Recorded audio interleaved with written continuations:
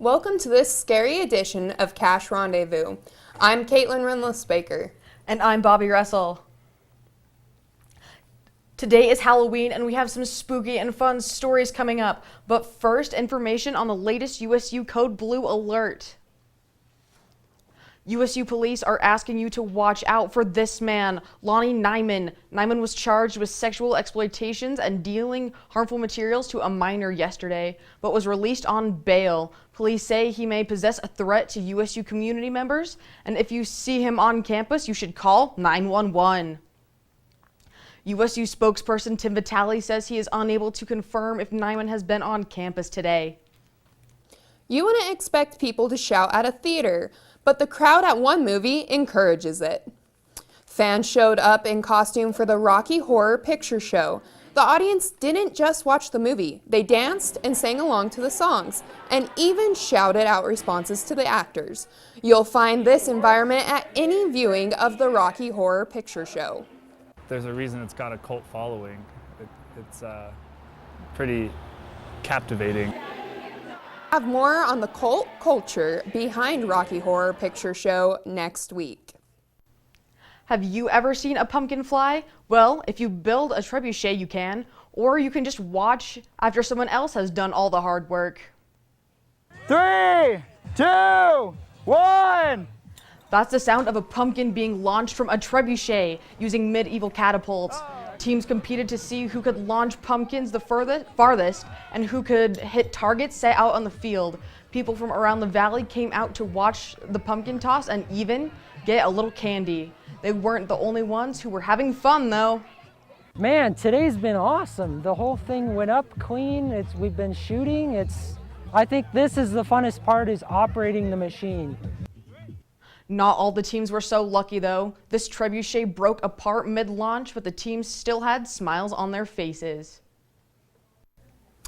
Josh, do you think running just over 3 miles is fun? It is, if it helps thousands of children going through tough times. One nonprofit organization is doing just that. Go! Children, parents, and even dogs ran in this 5K put on by Little Lambs. Organizers say more people showed up than expected.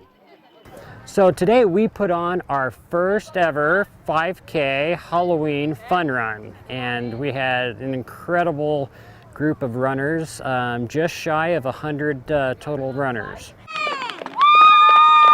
The USU gymnastics team came out to support by cheering for the runners as they neared the finish line, most of them wearing Little Lamb shirts. Little Lambs is an organization that helps foster kids by providing them with comfort kits and other necessities. This 5K is one of the ways that they help raise money for foster kids. After the run, organizers put on a carnival for the kids. Booths included activities like this and this. All great opportunities to get involved, which volunteers say they enjoy. Oh, I love it. I love it so much. I feel so good after it, and it makes me think outside of myself. Josh, so how can people get involved? The next big event for Little Lambs is the Christmas party in December. Awesome, thank you so much.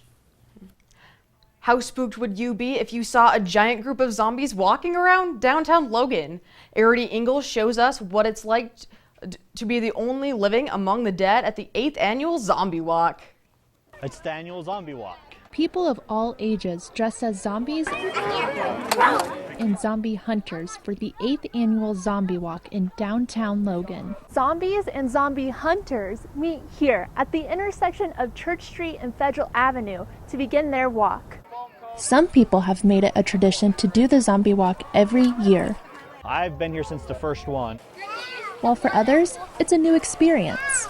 This is our first time. Yes. Is this your first time being a zombie? Yeah. Zombies and zombie hunters brought food to donate to the Cache Community Food Pantry. It goes to help feed families for Thanksgiving and Christmas and just gets them through the holidays. That's what it's about. It's about helping the food pantry, and it's having fun, but we can do a little good too. The group shuffles down Main Street to the Factory Pizzeria for a free slice of pizza. Some people get more into character than others. Oh, I act like a zombie. I shuffle, I do the whole thing. Can you show your zombie face? So next time you see a group of zombies walking around downtown, don't be alarmed. They're probably just looking for free pizza. Eric T. Engel, Cache Rendezvous. Zombies who donated food will help the Cache Community Food Pantry provide for those in need throughout the upcoming holiday season. A night dedicated to being a witch. We will show you what makes you a good witch. The only time witches go to the ball is to curse people. This time, it was different.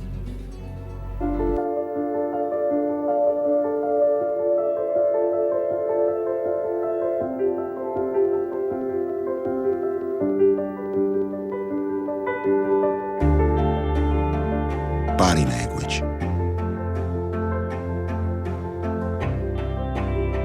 Without saying a word, it can tell you so much.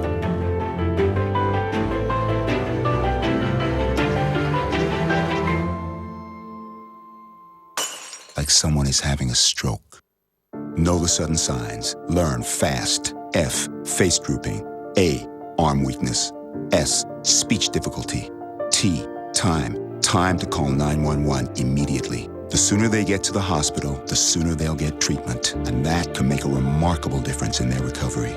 Learn the body language, the sudden signs, and spot a stroke fast. Listen to me. I am captain of the track team. And if I'm late, She doesn't really think she's going to get out of here, does she? Be nice, she's new. Hello, is anyone there? Ugh! Wow. Even from our standards, you look awful. Oh, sweetie, what happened? Me? My friend Becky got to talk to this super cute boy, and I tried to act like I wasn't jealous, but I so totally was. And then out of nowhere, this concrete barrier just popped up. Maybe it was a semi. You mean you were driving? Yeah. I mean, I know the whole eyes on the road thing, but this was a super important text. Maybe you have to know, Becky. Texting? Great. But it was only like 5 seconds, and I'm a really, really fast texter, so it wasn't even a big deal. Actually, has she texted me back yet? Wow, I get like no bars in this place. I wonder if they have Wi-Fi here.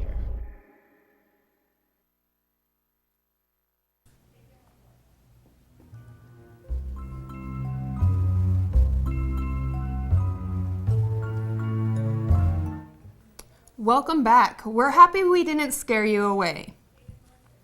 Christy Ocken is with us. And Christy, you went to an event that celebrated one monster in particular. Yeah, I checked out Witches Night Out at the Box Elder County Fairgrounds over the weekend, and they even taught me how to cackle. Let's check it out. Cackling is part of the fun, along with trick-or-treating, vendors, and its very own witches dance. The fun part we like about it is the little bump. So you go shown here by one of the organizers. Boom, and that's our favorite part, by the way. So that's what really got us all started with Witches Night Out, is actually a German dance. The DJ and games, Webb says, are to show how fun Halloween can be. Rock Halloween. That is our goal. And to dedicate a night to witches. Any good witch can have a hat or a broom, but the real ones know how to cackle. Can someone tell me what the cackle is? It's a laugh that sometimes comes naturally and sometimes not. You gotta use your diaphragm a little bit and squeeze your ribs and get it out of there. Kind of like when you're singing and you got that last little note that you're gonna run out of breath.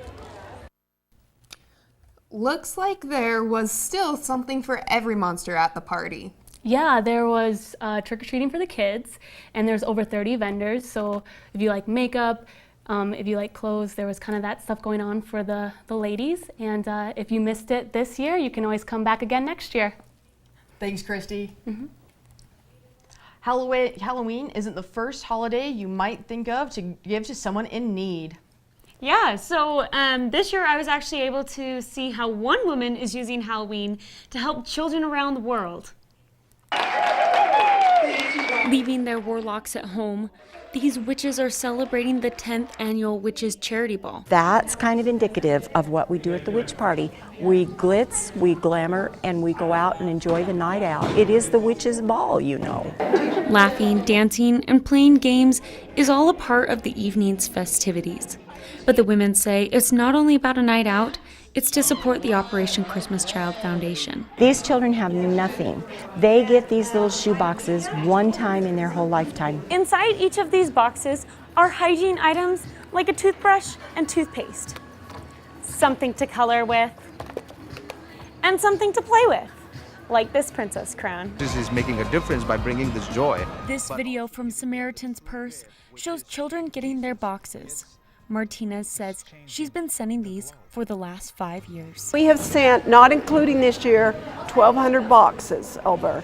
So that's 1,200 little lives that we have affected, you know, and they don't know who you are, and that's the beauty of it. And while Martinez is helping children experience the spirit of Christmas, she says she's seen the people in her community help her. I'm going through breast cancer, and so I'm on breast cancer treatments. So everybody in town helps me put this on, and that's the best part about it. So what are they doing with the shoe boxes, Haley? So with these shoe boxes, they're actually going to be mailing these out over to kids around the world starting in mid-November. Fantastic. This is exciting. This Friday, you can join in celebrating Dia de los Muertos, or the Day of the Dead. The event remembers friends and family who have passed away. A procession is scheduled at Old Main at 11:30 and ends at 12:30. At 6:30 p.m., you can hear artists sing traditional Latin American songs in the Teichert Student Center auditorium. What was a hot dog and a hippie doing at the gym? Utah State football is full speed ahead, but one player saw the end of something special. So how much longer do you think we're going to be studying for? Probably another hour or so. Okay.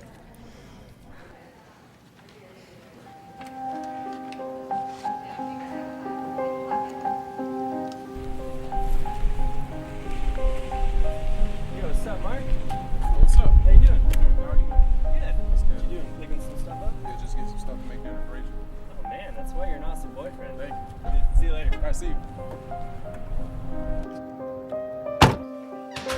Where have you been? Do you know how long I've been waiting? I don't care. What did you even get? You don't do anything right. Is that what I said? What are you good for? You're such an idiot. You know, you drive me crazy. I've been texting you, you don't respond to me. You make me talk to you this way. This isn't what I want. You do this. You're the dumb one. Why am I with you?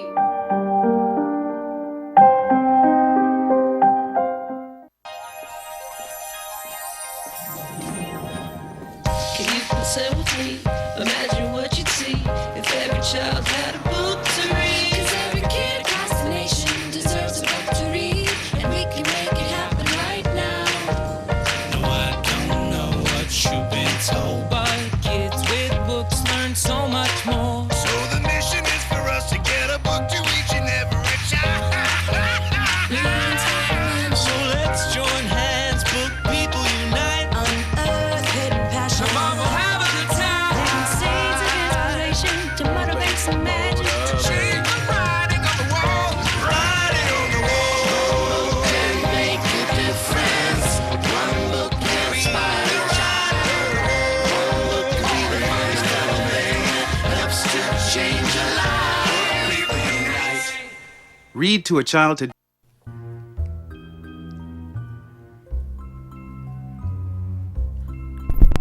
Welcome back, and thanks for sticking with us. Kate, have you ever thought about getting a master's degree? You know, I have, but then I thought, man, that's too scary for me. Undergrad right now is pretty scary.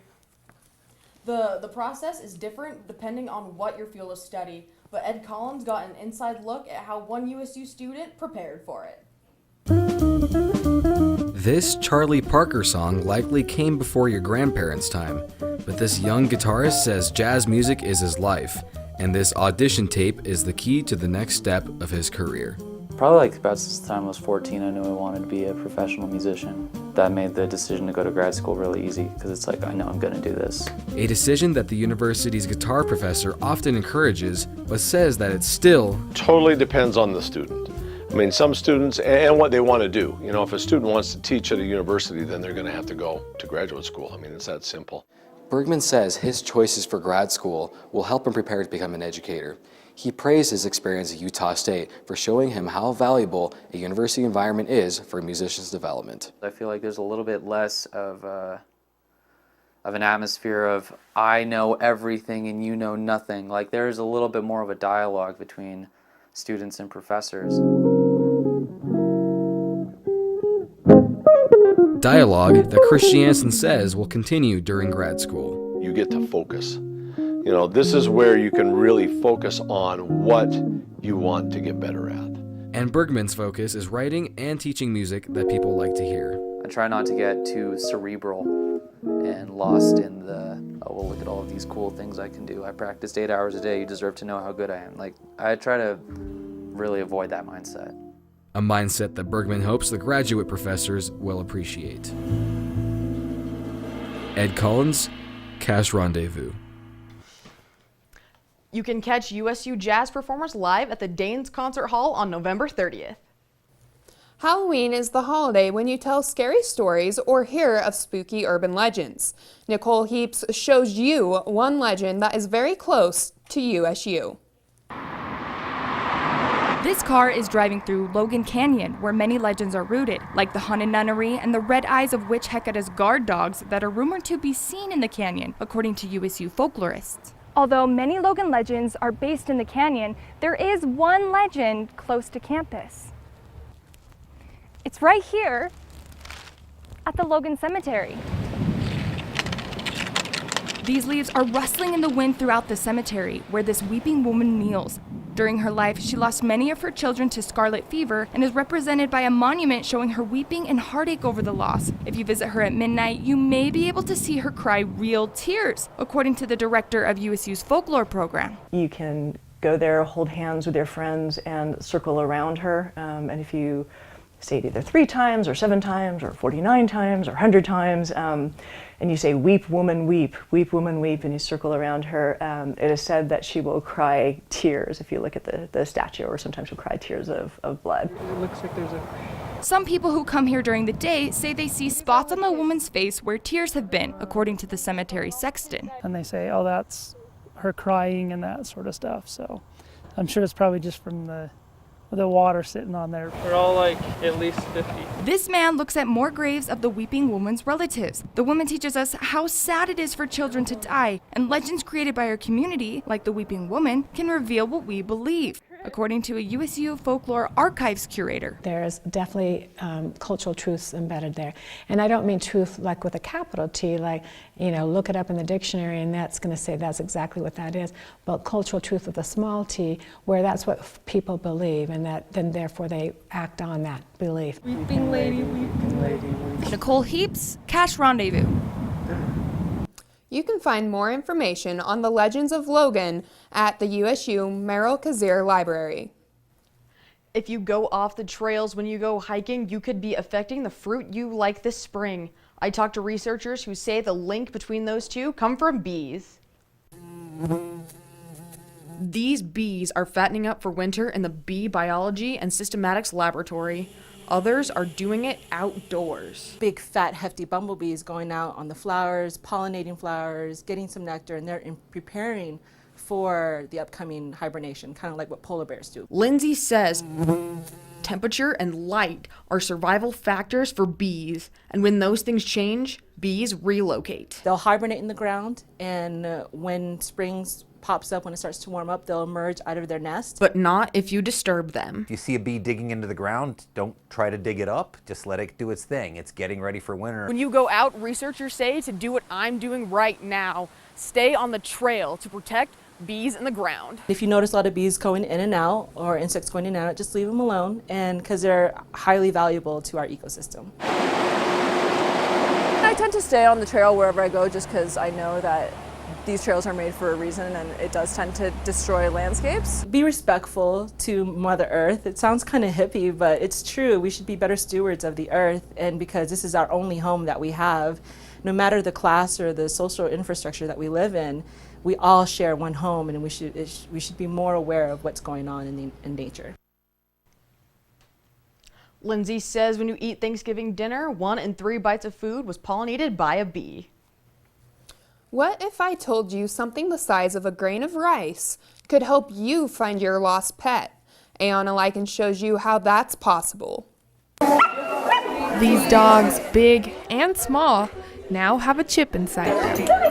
Oh, so good! Logan City Police say they have helped microchip over 400 dogs and encourage other dog owners to do so as well. If you love your pet, you want to get a microchip in it. Dogs run away all the time, and it seems like they always get out of their collar and they lose their tags.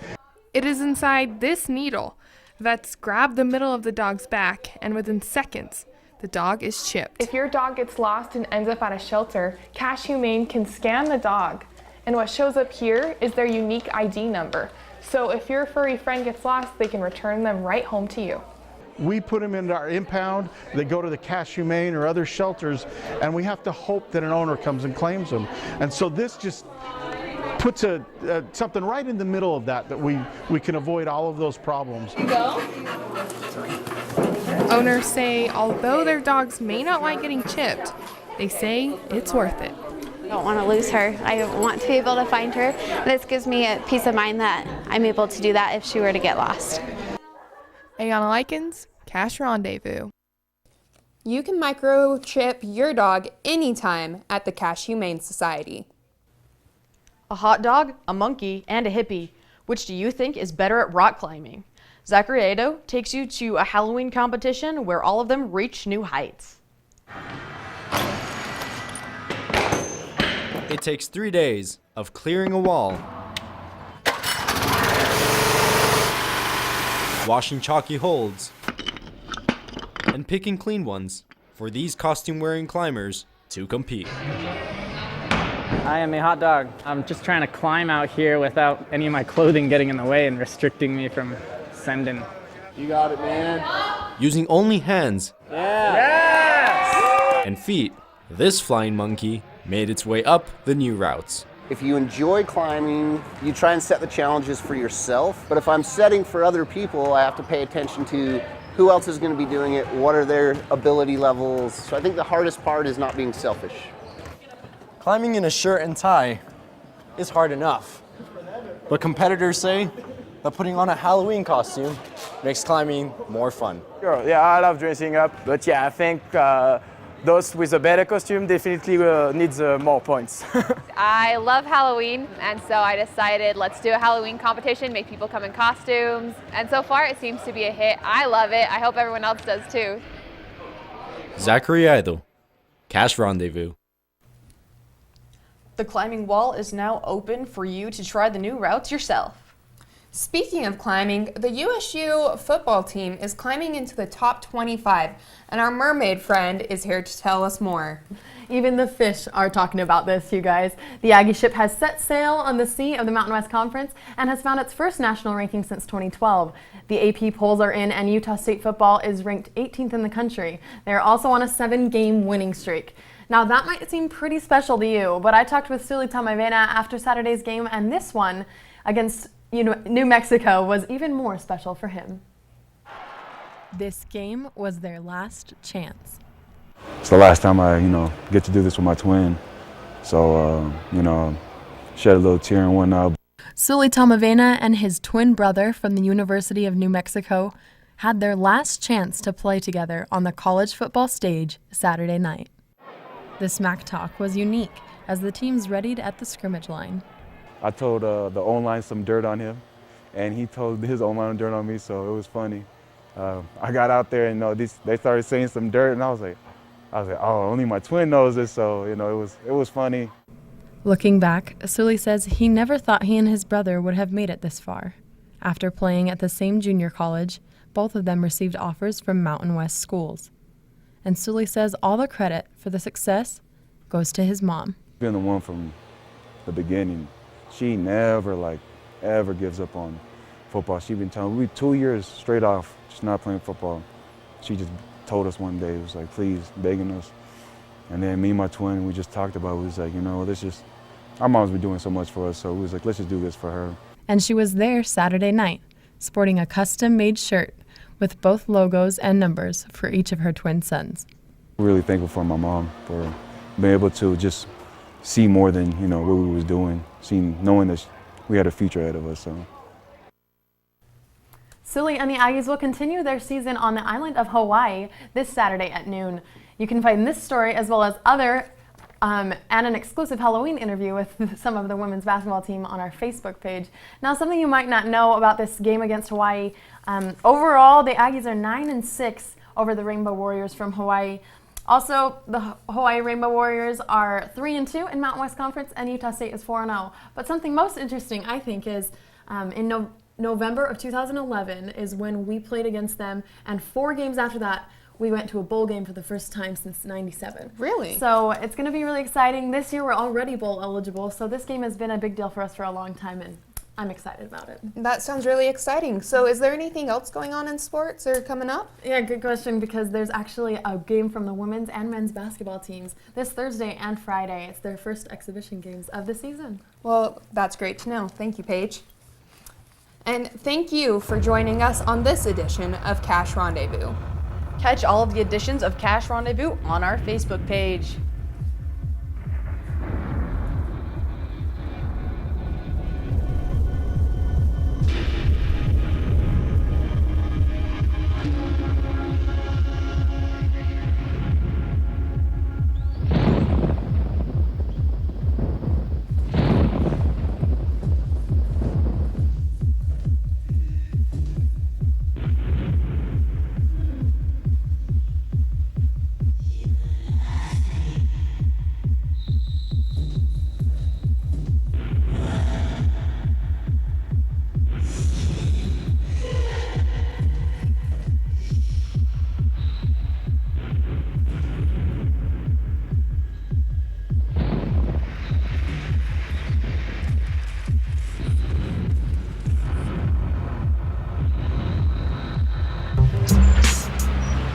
I'm one unlucky guy.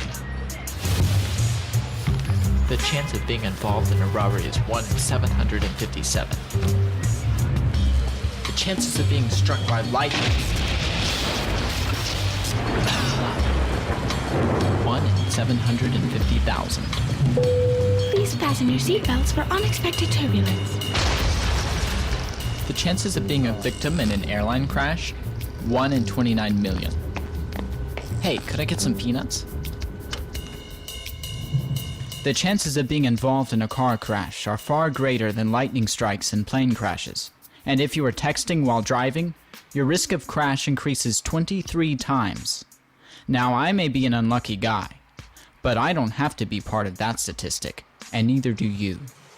Drive responsibly.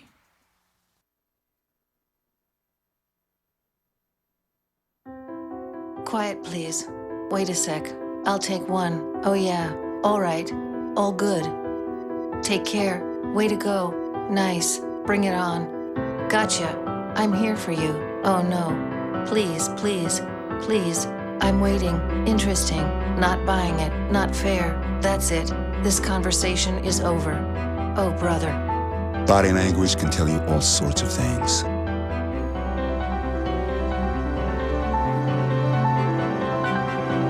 I'm having a stroke. I'm having a stroke. Know the sudden signs. Learn fast. F, face drooping. A, arm weakness. S, speech difficulty. T, time. Time to call 911 immediately. The sooner they get to the hospital, the sooner they'll get treatment. And that can make a remarkable difference in their recovery. Learn the body language, the sudden signs, and spot a